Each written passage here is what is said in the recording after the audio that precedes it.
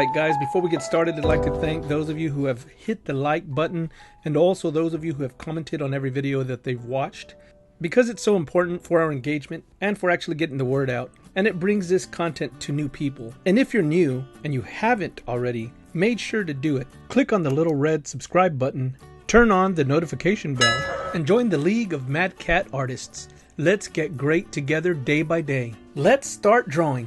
Hello everybody and welcome to our first Technique Tuesday. Let's go ahead and jump right into this one. Number one, this one here is basically a form of feathering. It's mainly going to be used on like muscles and hair, things like that. These are both forms of feathering.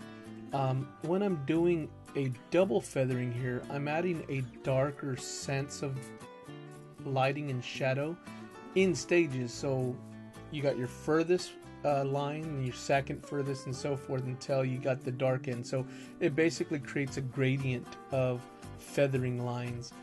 People use that for hair, things like that. Number three here is going to be a cross hatch. And most of these are going to be used for shadowing different figures, different things. You can use them in all sorts of ways, but you want to get good at learning how to do these kind of shades with this technique and this style, because it really will start to allow you to become more fluent with things. Now this is going to be more of a darker shade of cross hatching.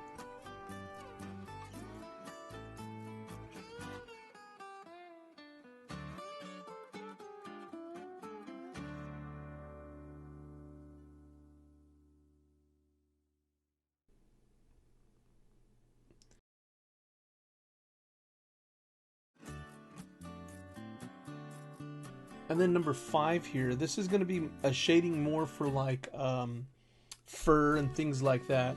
This is more of a fur texture. And you'll notice that I use a cross-hatching technique to it, but then I come back with another variant of cross-hatching. And this works really well with fur, but again, you can use this anywhere and on anything. So practice with all these different looks and styles, because what will happen is you'll start to find where they work best for you. This one here is just kind of just a scribble type of texture, and again, you can use this on tree bark, you can use it on rocks, you can use this in hair, curly hair. And you'll notice that one side of the area I'm going to darken, where the other side stays light, and I'm just showing you the contrast to using this very versatile technique. Now this one here I like to call crazy lines, and I'm not exactly sure what the technical name is on this one, but this one here, it just gives again some versatility to your shading. And I mean, you can use this one here on bushes, on trees, branches, things like that. This is a nice one to use that technique on, but again, you can do this on figure drawing, you can do this on character drawing. So very versatile technique, and I like it because it's fun, it's fluent, and you can really have a lot of fun with it. This next one that's coming up, number 8, is kind of neat. This one here is kind of a staggering brick of lines, and you're basically just staggering every single square of lines, so that way you can start to create a gradient or a shade. It's another useful texture for drawing. You'll like this one a lot. And on the next demonstration that I do for number 9, it's basically showing you how you can use this same texture, build from a dark to a light. And again, I did these relatively fast. This is for our Technique Tuesday, which I want to be doing on every Tuesday, and just kind of go over some basics. Nothing major here, just some very basic textures and shapes. And we'll do this in pencil. We'll also do it in pen. This way I can show you some of the pen techniques that will help you when you're working with ink brush and cork quilts and things like that, and just repeatographic pens. And you know, just any of the kind of pins that are out there right now.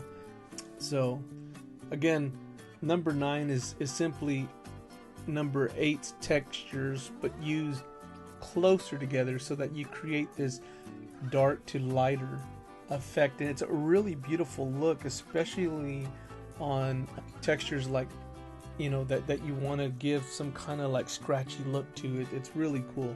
I really like it a lot.